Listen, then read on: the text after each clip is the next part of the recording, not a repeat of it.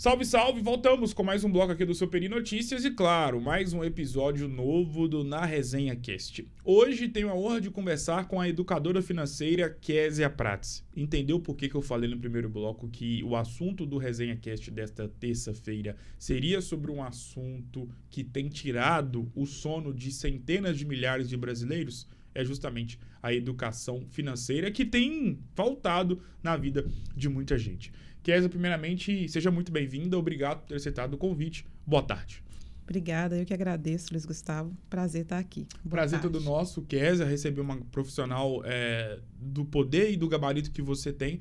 E, Kézia, vamos lá. Falar de educação financeira hoje em dia é algo que está na moda, que muitas pessoas procuram saber, mas, infelizmente, muitas pessoas e muitas gerações não tiveram acesso a essa educação financeira.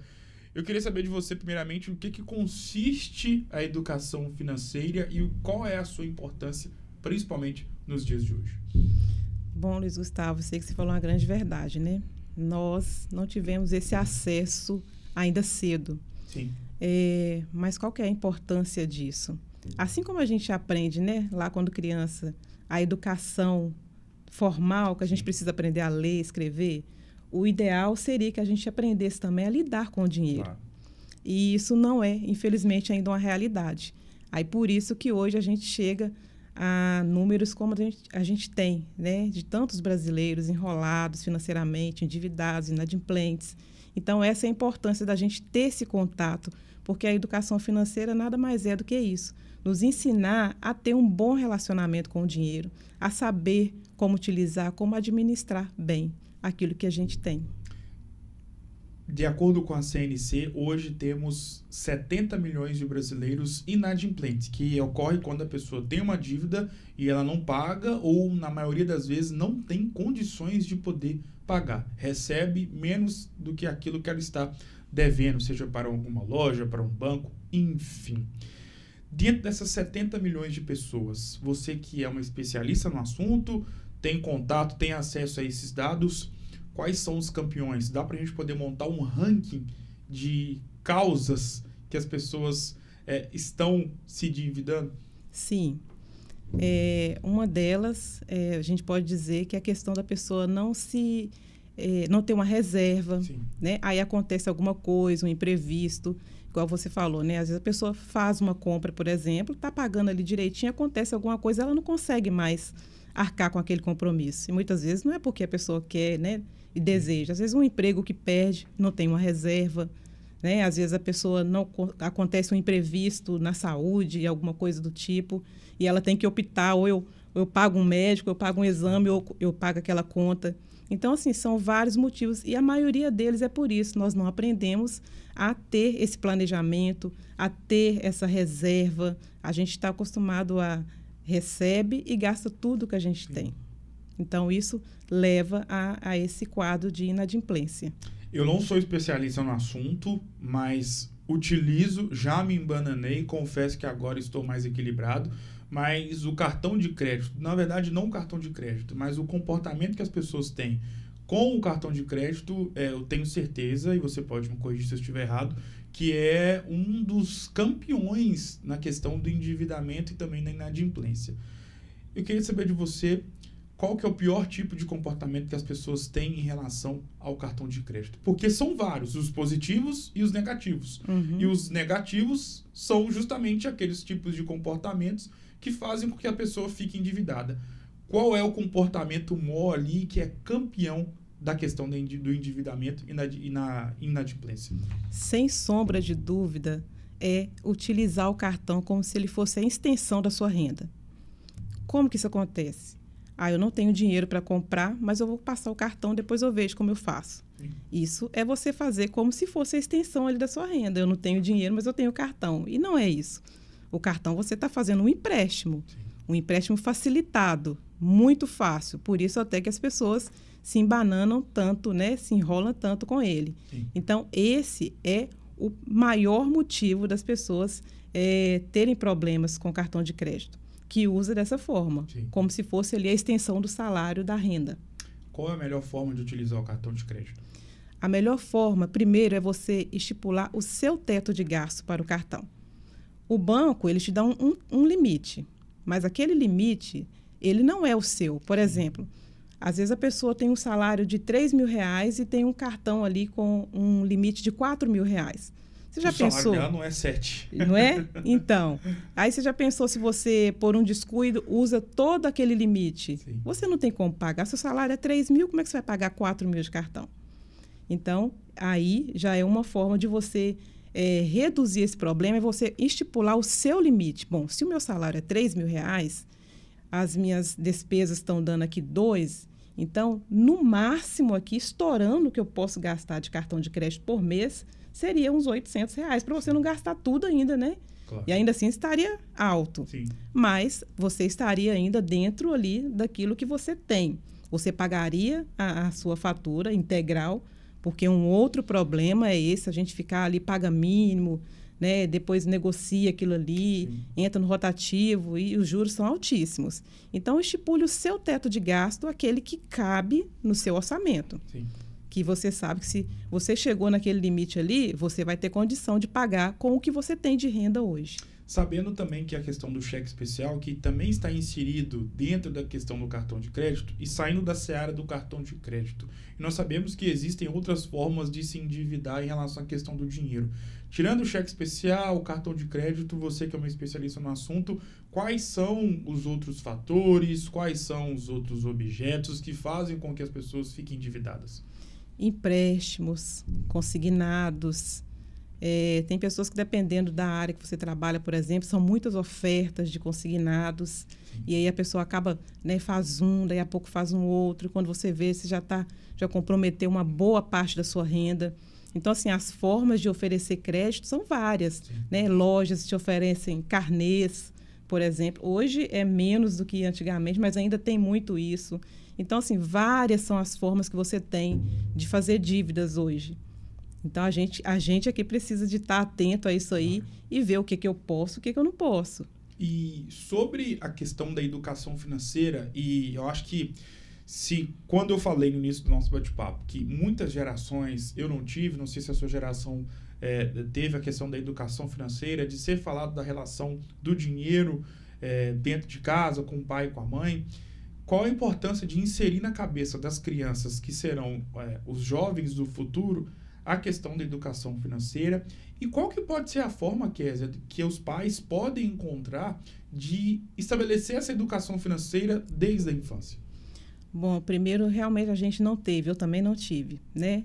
Nossos pais, a maioria deles também não teve essa educação financeira, até por isso não nos passaram. Sim.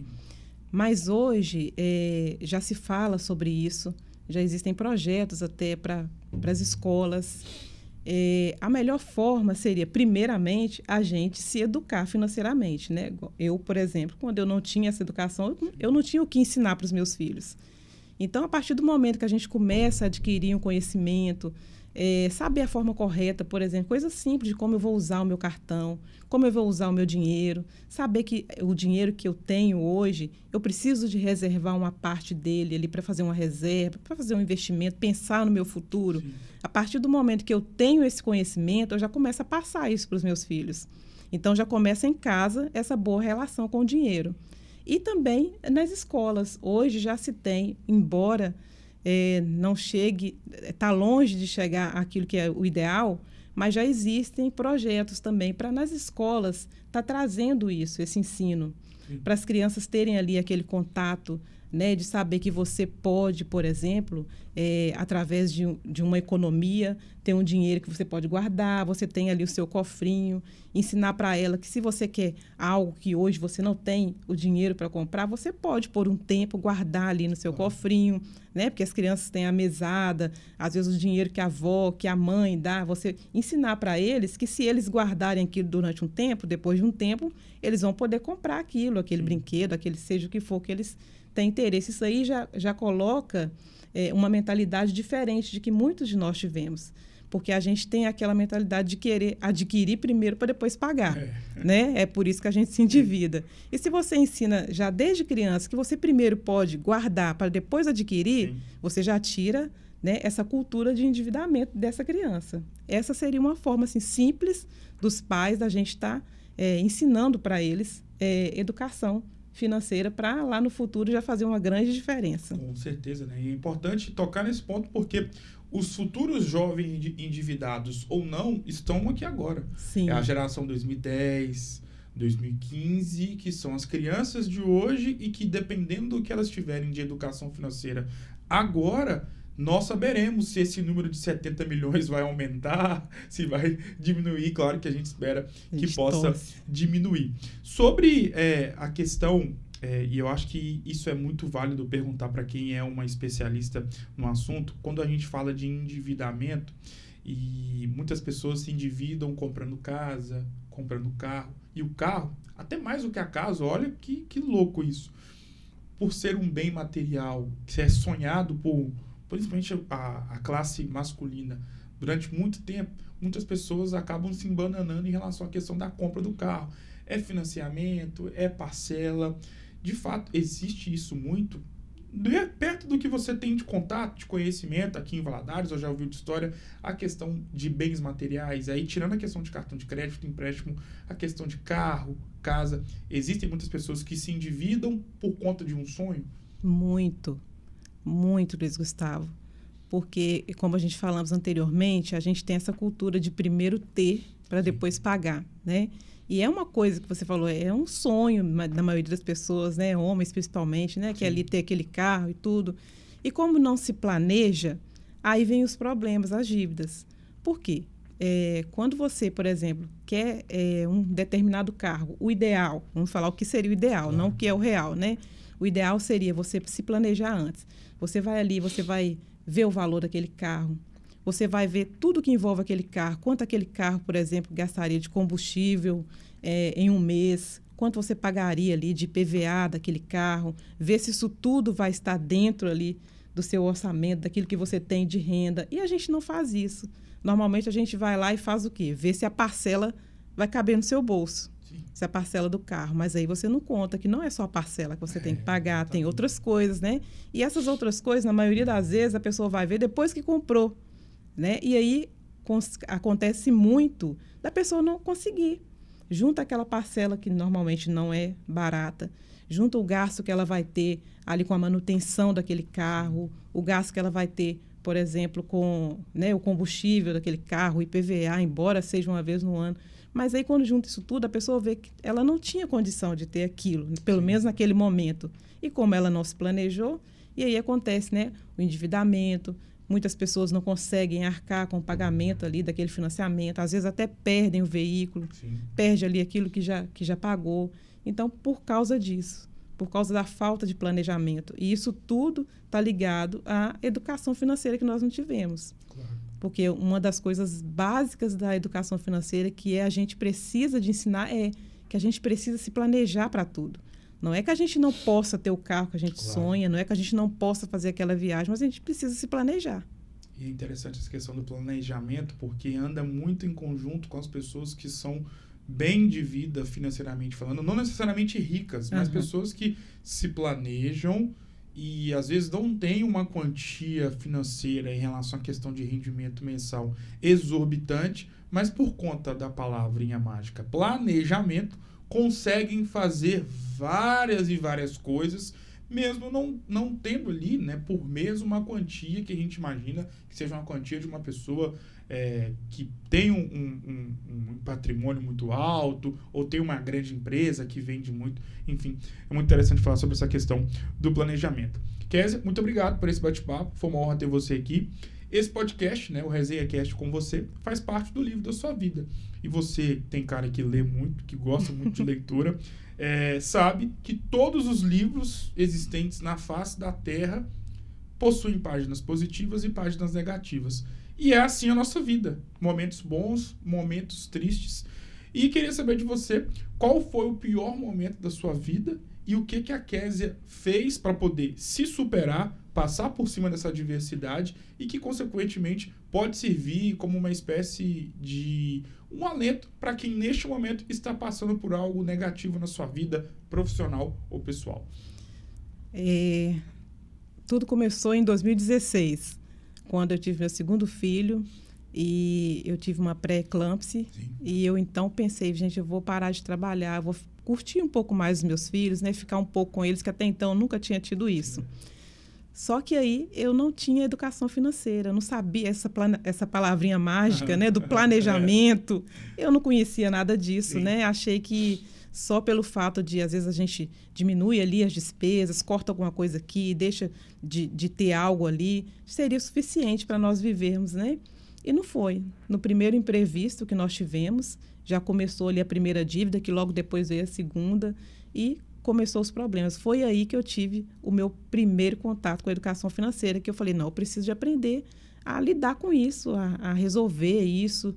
Tem alguma coisa que se possa fazer? Foi quando eu comecei a pesquisar na internet esse tipo de assunto, e aí vieram os primeiros conteúdos falando sobre educação financeira, e eu fui vendo aquilo, e eu comecei a ver como tinha coisa que eu não sabia, como que eu não aprendi isso antes. Eu ia vendo aquilo ali, pensando, como é que eu nunca soube disso? Como que ninguém nunca me falou isso? Eu estou fazendo tudo errado, é por isso que eu estou nessa situação.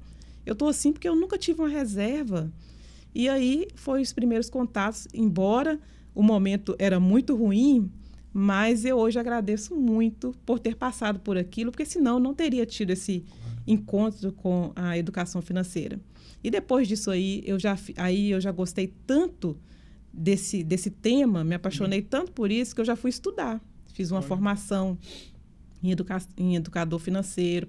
Depois eu fiz uma faculdade, que eu termino esse ano, não terminei ainda. E tudo isso, assim, envolvendo a educação financeira, de forma que eu consegui transformar a minha vida.